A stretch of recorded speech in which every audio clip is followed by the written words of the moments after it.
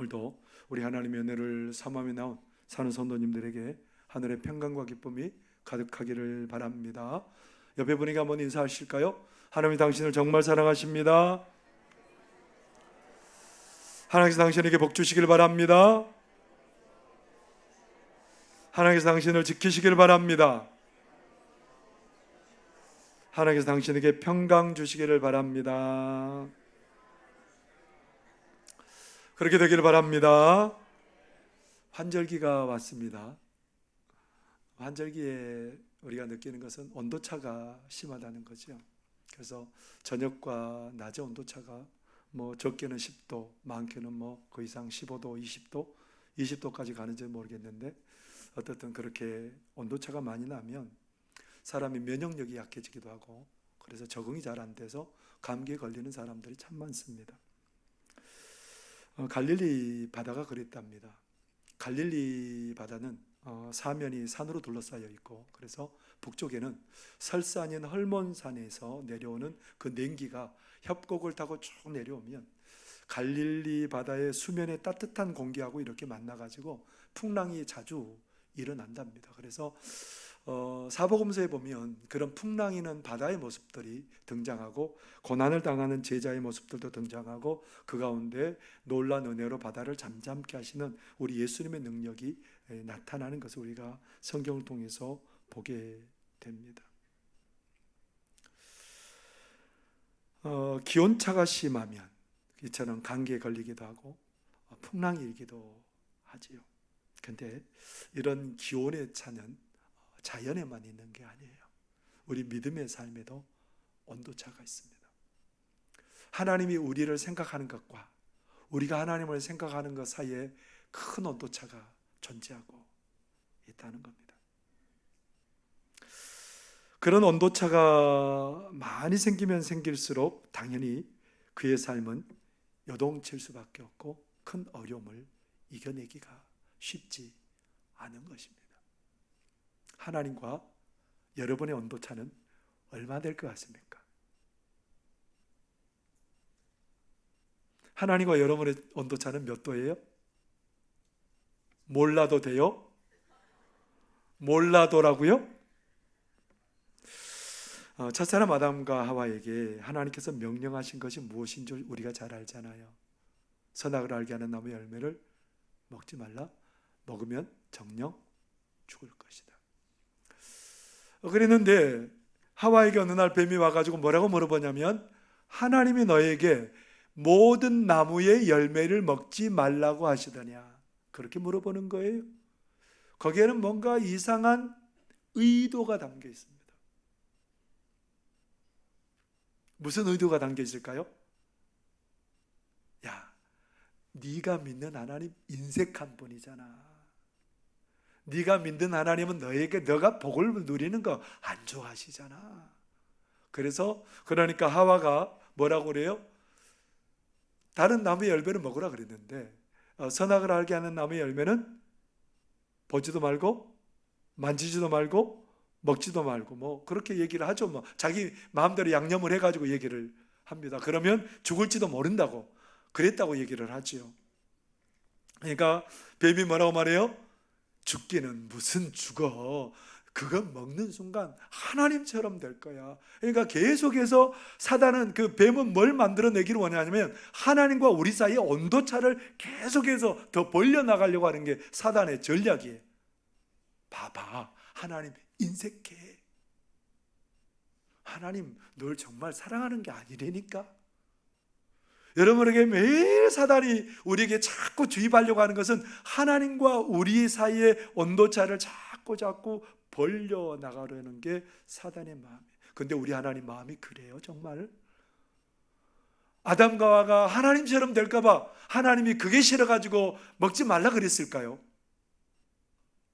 우리 인생은 하나님의 아무리 풍족한 조건 속에서도 하나님을 기억하고 하나님의 명령을 따라 사는 것이 가장 행복한 일이기 때문에 하나님이 우리의 행복을 위해서 그렇게 되는 거예요. 그래서 창세기 1장 28절에는 하나님이 어떤 마음을 우리 인생에게 갖고 계시는지 그것을 너무 잘 표현해 주고 있지요. 창세기 1장 28절 함께 읽어보겠습니다. 시작.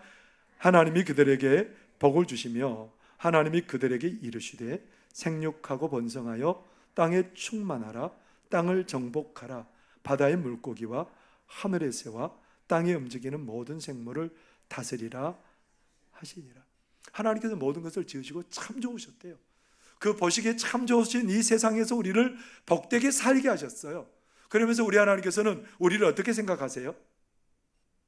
보배롭고 귀하고 천하보다 더 소중한 존재로 여기시고, 그런 우리들이기에 복을 마음껏 쏟아 주기를 원하시는 분이 우리 하나님이에요.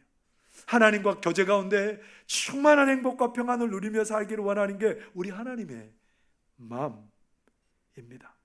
그런데 자꾸 뱀이 나타나서 뭐라고 말해요? 야, 그런 생각하지도 마라. 꿈도 꾸지 마라. 하나님은 절대 그런 분 아니야. 너에게 인색해. 너 안 사랑해. 너를 끝까지 용납 안 해. 자꾸 그렇게 하나님과 우리 사이에 온도차를 만듭니다. 온도차가 생기면 뭐가 생긴다고 그랬어요? 풍랑이 일고 어려움이 닥치고 건강 이상이 생기고, 그것처럼 우리 신앙에도 그런 어려움이 생기면 결국은 어떻게 돼요? 아담과 하와가 에덴 동산에서 쫓겨나요. 죽음이 찾아오게 돼요. 하나님 주신 것들을 다 누리지 못하는 그런 아픔을 겪게 되죠. 뭐 때문에요?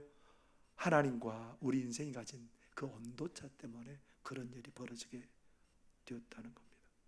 그래서 우리의 믿음의 그 방향이 어떻게 해야 돼요? 하나님의 마음과 우리의 마음이 그런 온도차를 줄여나가는 거예요.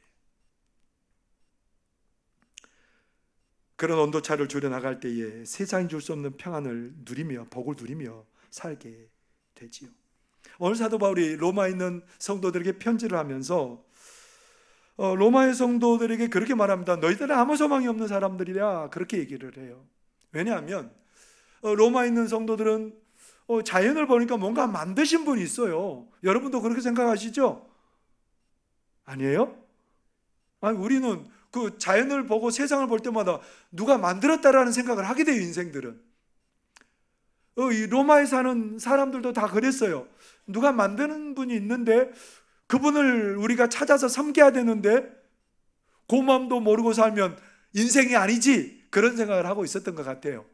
그래서 그분을 찾아서 섬기려고 하는데 뭐 좋은 우상들을, 그리고 짐승들을, 벌레들을 만들어서 이것이야 이 세상을 만드신 신이야라고 그것들을 섬기는 거예요. 누가 마음이 아파요? 우리 하나님의 마음이 아파요. 아니, 하나님 섬기라 그랬더니 우상 섬기면서 하나님의 마음을 찢어놓는 그들, 소망이 없는 사람들이에요. 하나님의 진노를 받아서 망해야 되는 사람들이에요. 유대인들은 나은가요? 율법 있는 유대인들은 율법을 지켜서 구원받으려고 하는데 누구도 구원받지 못합니다. 그래서 하나님께서는 로마서를 통해서, 사도 바울을 통해서 로마서 3장 23절에 이렇게 말합니다. 모든 사람이 죄를 범하였음에 하나님의 영광에 이르지 못하더니, 죄의 문제가 해결되지 않는 우리 인간은 하나님께 가지 못합니다. 하나님과 원수되어서 결국은 지옥 형벌을 면할 수 없는 인생들이 우리들입니다. 그런데 우리 하나님은 어떤 하나님이에요? 여러분이 아는 하나님은 어떤 하나님이에요? 그런 불쌍한 우리 인생을 하나님께서 길을 만들어 주세요. 복에 참여할 구원의 길을 마련해 주세요. 그래서 외아들 예수님을 육신을 입고 이 땅에 오게 하시고, 예수님을 인간의 죄를 대신해서 죽게 하시고, 예수님을 믿는 모든 사람들이 하나님의 자녀되고 구원받고 복을 누리게 하시는 게 우리 하나님입니다. 그런데 우리 인생들은 이런 하나님의 마음을 몰라줍니다. 하나님의 마음과 우리 인간들의 마음의 온도차가 너무 커요. 몰라요, 하나님을. 그러니까 날마다 뭐가 와요? 마음에 막 혼란이 오고 두려움이 생기고 염려와 불평이 생기는 게 우리들의 모습이에요. 왜냐하면 하나님의 마음과 우리의 마음의 온도차가 자꾸 크기 때문에 그렇습니다. 그래서 우리가 진정한 복을 누리기 위해서는 어떻게 해야 돼요? 믿음으로 말미암아 그 온도차를 극복해야 돼. 하나님과 우리 사이에 있는 그 너무 벌어진 그 온도차를 극복하기 위해서 어떻게 해야 될까요? 첫 번째로 우리가 그 문제를 알아야 되죠. 하나님은 은혜로 주시는데 우리 인생들은 우리의 공로로 얻는다고 생각하고 살아가요. 다 차이가 많죠. 하나님 뭘로 주세요? 은혜로 주신다고 생각하는데 우리들은요, 내 공로로 얻는다고 생각해요. 온도 차이가 얼마나 커요. 로마서 5장 8절 말씀 한번 읽어보겠습니다. 시작. 우리가 아직 죄인 되었을 때에 그리스도께서 우리를 위하여 죽으심으로 하나님께서 우리에 대한 자기의 사랑을 확증하셨느냐. 여러분, 은혜가 뭘까요? 아니, 자꾸 우리가 은혜 달라고 자꾸 은혜 달라고 그랬는데 뭔 은혜를 주려고 그래요? 은혜가 뭔데요? 하나님이 우리에게 값없이, 대가 없이 주시는 그것을 은혜라고 그렇게 얘기를 합니다. 하나님이 우리에게 아무런 값없이, 대가 없이 우리에게 주시는 것을 은혜라고 말합니다. 여러분, 요즘 농사철이잖아요. 이제 막 가을 거지가 한참인데, 여러분, 가을 거지를 많이 하는데, 여러분, 누가 노력해야 가을 거지 이거 열매 거둘 수 있어요? 그래서 우리는 생각해요. 우리가 거름도 주고 비료도 열심히 주고 농약도 주고 그래서 이거 가을 거지 하는 거지. 근데 가만히 생각해 봐요. 정말 그래요? 공기, 햇빛, 비, 그리고요 땅, 이거 다 어디서 나온 거예요? 여러분이 만들었어요? 햇빛이 안 비치면 아무것도 못해요. 비가 안 오면 심지도 못하고 거두지도 못해요. 그런데 우리가 심는 땅은 누가 주신 거예요? 땅도 없는데 여러분 아무리 심어봤자 어디다 심을 거예요? 가만히 생각해 보니까 은혜 아닌 게 없네요. 여러분 생각해 보세요. 우리의 머리끝부터 발끝까지 여러분 은혜 아닌 게 없어요. 피도 잘 돌고 머리카락도 이렇게 윤이 나고, 예? 머리끝부터 발끝까지 은혜 아닌 게 없어요. 손톱도 잘 자라고 발톱도 잘 자라고 다 은혜입니다. 그래서 오늘 성경은 그 큰 은혜가 뭐냐? 우리가 아직 죄인 되었을 때. 무슨 말이냐면 우리가 하나님을 알지도 못하고 그래서 하나님의 뜻과는 정반대되게 내 욕심대로 내 마음대로 악을 행하며 살았는데, 그렇게 막 못된 짓만 하고 사는데 그런 우리 인생들에게 하나님이 어떻게 하셨다고요? 그렇게 못된 일들을 서슴지 않고 행하는 우리 인생들에게 하나님이 이제 너희들하고는 끝장이야. 내가 너희들 끝장낸다 그렇게 하는 게 아니고요. 뭐라고 말씀하세요? 내가 가장 귀한 예수를 너희에게 준다. 그래서 죄의 문제를 해결해서 너희 모두를 내가 내 자녀로 삼고 내가 너희 모두를 복되게 할 것이다. 우리 하나님이 이렇게 말씀하시는 거예요. 아무런 공로 없지만 하나님의 은혜로 생명도 주시고 복도 주시고 하나님의 나라도 유업으로 받게 하신다는 겁니다. 내 공로가 아니었어요. 누구의 은혜로 산 인생이었어요? 하나님의 은혜로 산 인생이었습니다. 이 말씀을 기록하는 사도 바울도 이 말씀을 기록하면서 얼마나 가슴이 벅찬지. 이 사도 바울이 어떤 사람이었냐면요, 참 머리가 아픈 사람이에요. 예수 믿는 사람 한 사람도 없애겠다고 예수 믿는 사람들을 막 잡으러 다녔던 사람. 왜냐하면 옛날에 사형 도구인 십자가에 달린 그 예수가 하나님의 아들이라고 말하고 구원자라고 말하고 하나님이 보내신 메시아라고 말하니까 화가 난 거예요. 저것들 하나님의 이름을 모독하는 저것들은 내가 이 세상에 없애버린다. 예수 신앙을 내가 이 세상에서 뿌리 뽑아버린다. 정말 그것이 하나님 위한 길이라고 생각했어요. 어떻게 됐을까요? 여러분 같으면 여러분이 하나님이라면 바울은 어떻게 했을까요? 당장 여절을 내야죠. 근데 하나님이 바울을 여절을 내기는커녕 살아계신 예수님을 만나게 하세요. 그래서 복음을 전하는 최고의 선교사로 만드십니다. 선교 역사 속에서 사도 바울처럼 엄청난 열매를 맺은 사람은 드뭅니다. 그래서 사도 바울은 그 인생의 마지막 길에서도 뭐라고 얘기하냐면 믿음의 아들 디모데에게 편지하면서 이렇게 편지하죠. 디모데전서 1장 15절 함께 읽겠습니다. 시작. 밉보다 모든 사람이 받을 만한 이 말이요 그리스도 예수께서 죄인을 구원하시려고 세상에 임하셨다 하였도다. 죄인 중에 내가 괴수니라. 괴수인 나를 이렇게 하나님이 쓰셨다는 거예요. 내 공로가 아니고 하나님의 은혜였다는 거예요. 내 공로가 아니고 하나님의 은혜로 산 나였다는 겁니다. 여러분의 고백은 어떠세요? 무슨 말이에요 목사님, 내 노력으로 살았지, 내 공으로 살았지, 무슨 말씀이세요? 그런 말씀 마세요. 그러고 싶지요? 아니라고요. 우리가 하나님의 은혜로 사는 사람들, 은혜 없이는 못 사는 사람들, 그 은혜에 여러분의 삶을 맡기시기를 바랍니다. 세 남매를 키우는 어머니이자 기독교 단체의 지도적인 역할을 감당하는 멜리사라는 분이 있습니다. 그런 자녀들을 가르치면서 학업에서 성과를 거둬야 한다는 다시 말해 너의 공로를 세우라고 말하는 세상에 사는 자녀들에게 이렇게 말한다는 거예요. 그러니까 이 세상은 자꾸 공로 얘기해요. 네 공부 열심히 해야 세상에서 좋은 것 누리고 사는 거야. 너 열심히 안 하면 끝장난 인생이 되는 거야. 그렇게 말하기 쉽다는 거예요. 이 세상 사람들. 여기 있는 어머니들, 손자들 보면서 뭐라고 말해? 야, 너 뭐가 되려고 그냥? 뭐 하라고 그래요? 너 열심히 공부해서 공로를 세워야 잘 되는 거야. 그런 얘기하고 싶잖아요. 그렇게 말하는 세상에서 이 멜리사는 뭐라고 말하냐면요, 여러분 앞에 화면을 보시기 바랍니다. 너는 내가 하는 일이 아니라 예수님이 너를 위해서 해주신 일로 인해 깊은 사랑을 받고 있어.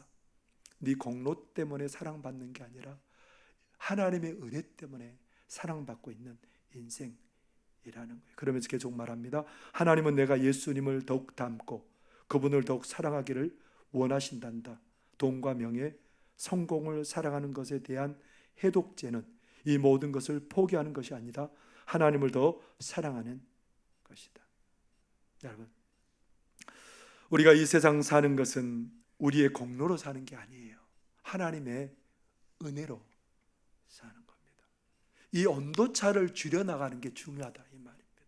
여러분, 하나님의 은혜에 여러분의 삶을 맡기시고 사시기를 바랍니다. 온도차를 줄이는 두 번째 방법은 뭘까요? 하나님 우리에게 가장 부유하신 분이지만 우리는 뭐라고 생각하냐면 하나님 우리에게 인색하신 하나님이라고 생각하고 산다는 거예요. 로마서 8장 32절 우리 함께 읽겠습니다. 시작. 자기 아들을 아끼지 아니하시고 우리 모든 사람을 위하여 내주시니가 어찌 그 아들과 함께 모든 것을 우리에게 주시지 아니하겠느냐. 로마에 있는 성도들의 삶이 어때요?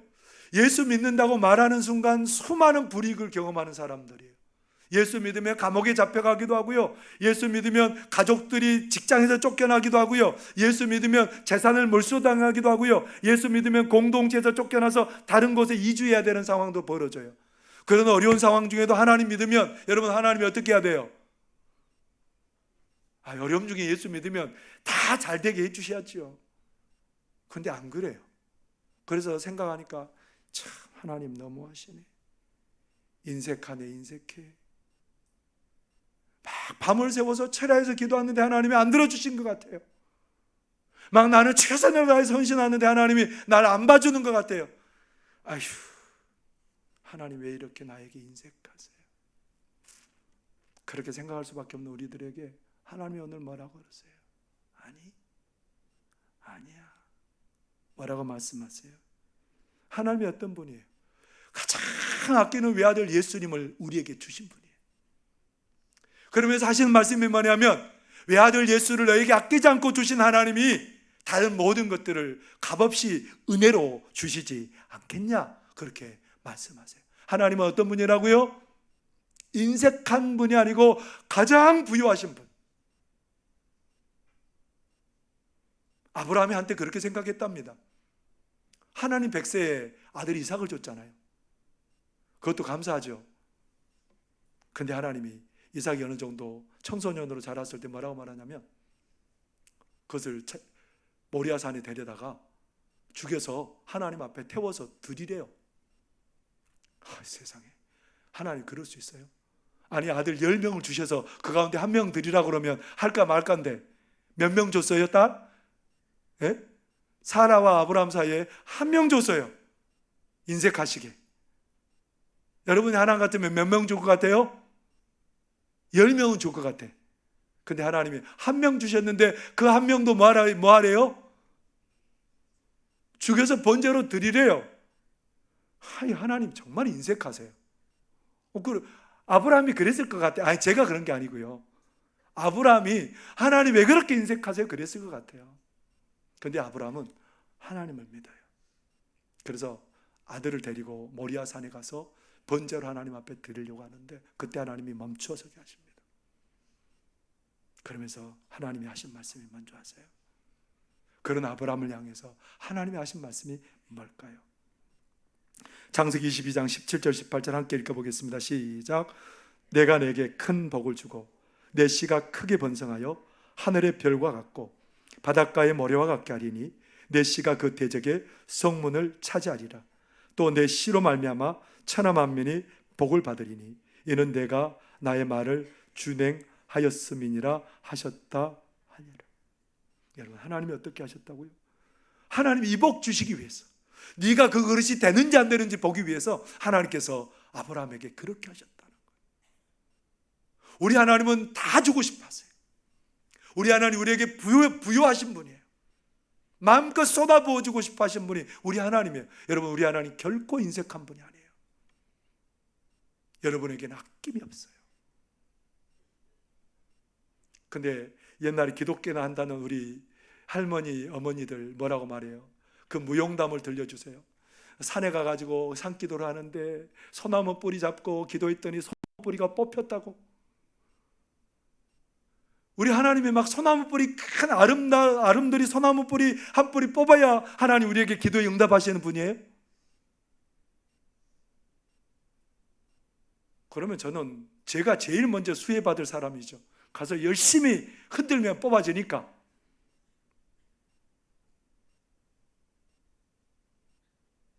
약한 사람들은 아무것도 못 얻겠네요. 뿌리 뽑을 수 없으니. 우리 하나님 그런 하나님 아니잖아요. 옛날에 우리 할머니들이 하나님 모를 때 할머니들이 가정에 대소사가 있으면 뭐 방이나 부엌이나 막 여기저기에다가 다 상을 차려놓고 막 똑같은 말로 막 가서 빌죠. 빌고 이제 그 대문 앞에다가도 그렇게 그것을 해놓고 막 똑같은 말로 또 빕니다. 왜요? 그래야 들어준다고 생각하니까. 우리에게는 은연중에 그런 마음이 있어요. 하나님 인색해. 아니에요. 우리 하나님 그런 하나님 아니에요. 우리 하나님은 우리에게 부유하신 분이에요. 주고도 또 주고 또 주고 또 주고 또 주고 싶으신 게 우리 하나님의 마음인 줄 여러분 믿으시기를 바랍니다. 우리 하나님은 여러분에게 부유하신 하나님이에요.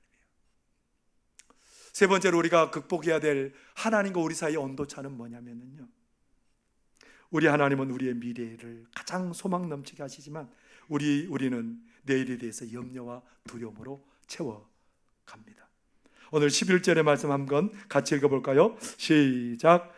그뿐 아니라 이제 우리로 화목하게 하신 우리 주 예수 그리스도로 말미암아 하나님 안에서 또한 즐거워하느니라. 여러분, 우리 하나님께서 우리를 건져주셨으면 됐죠. 죄에서 건져주셨으면 그걸로도 감사 땡큐죠. 근데 하나님이 그렇게만 우리 인생을 건져놓고만 마는 분이 아니에요. 우리 인생을 낳아놓고만 많은 분이 아니에요. 우리의 내일을 더 좋은 것으로 책임지시고 또 책임지시고 우리의 내일을 더 좋은 것으로 예비하고 계시고 그래서 소망의 노래 부르게 하신 분이 우리 하나님이에요. 우리를 건지신 걸로 끝나지 않고요, 예수님을 보내셔서 우리와 늘 동행하시고 성령님을 통해서 우리와 늘 동행하게 하시고 말씀을 경험하게 하시고 그래서 우리로 하여금 소망 중에 즐거워하게 하신 분이 우리 하나님이에요. 여러분, 자녀 낳으면 그냥 임신했어. 나 그거 아니잖아요. 아직 뱃속에 있는 자녀를 위해서 뭐예요? 태중에 있는 자녀를 위해서 좋은 것들을 다 준비해 놓고, 그리고 이 아이를 위해서 보험도 만들고 내 것을 다 주잖아요.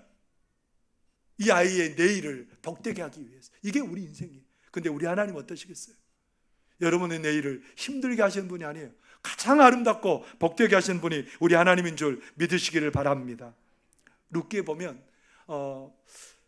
나오미가 남편하고 두 아들을 데리고 흉년이든 베들레헴을 떠나서 이방 땅 모압으로 갔답니다.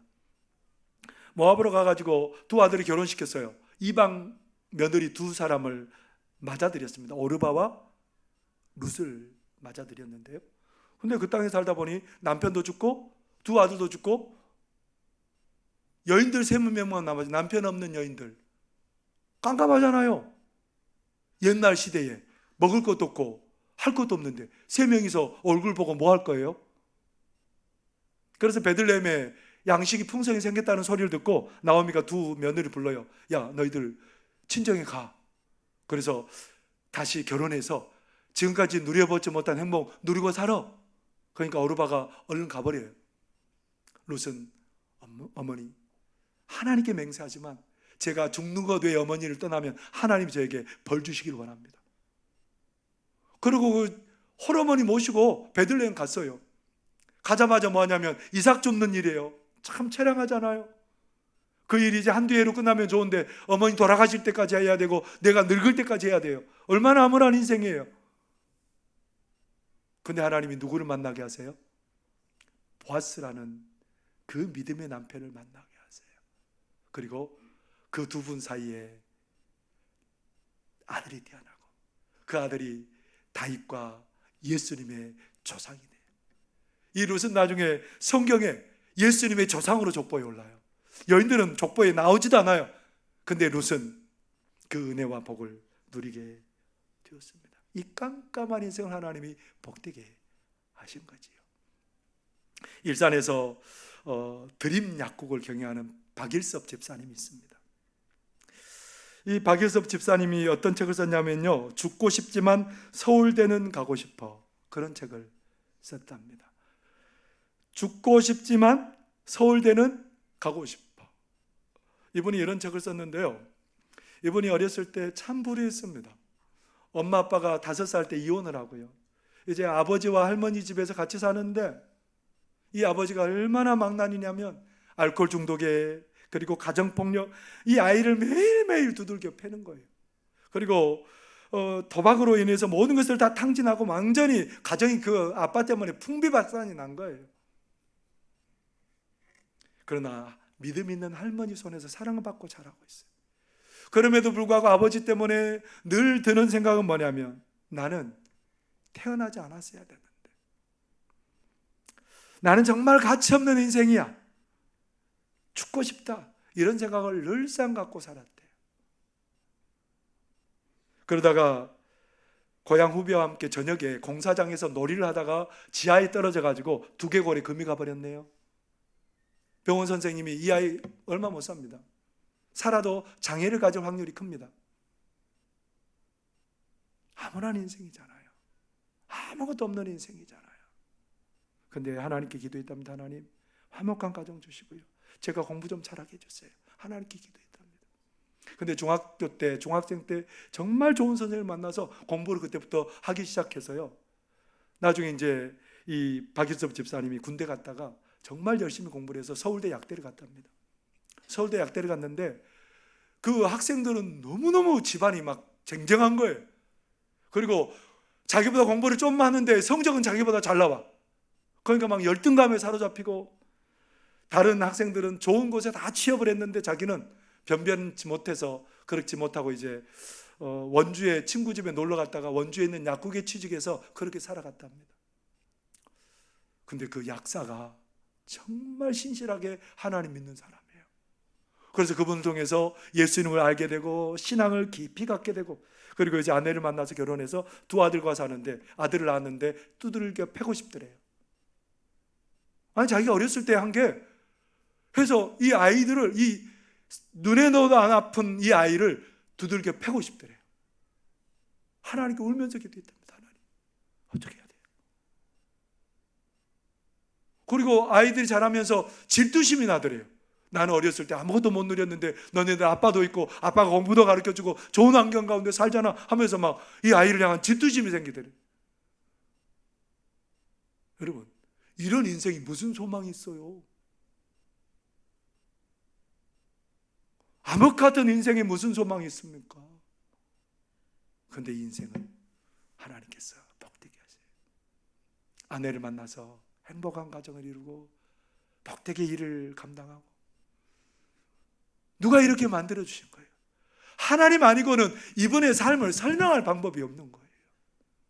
여러분, 하나님 우리의 삶에, 칠흑 같은 우리의 삶에 오셔서 우리의 삶을 대낮 같은 빛으로 밝혀주시는 줄 믿습니다.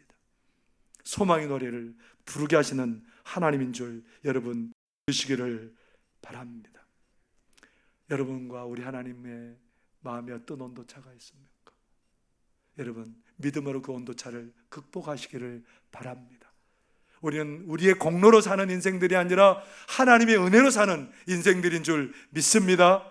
우리 하나님이 인색하는 하나님이 아니고 우리에게 모든 것 주고도 아낌이 없는 하나님인 줄, 부유하신 하나님인 줄 믿습니다. 칠흑 같은 우리의 내일의 삶을 가장 복되게 밝혀주는 소망의 하나님인 줄 믿습니다. 믿음으로 이 온도 차이를 극복하심으로 말미암아 늘 감사와 찬송 가득한 삶이 우리의 삶이 되시기를 바랍니다. 기도하시겠습니다.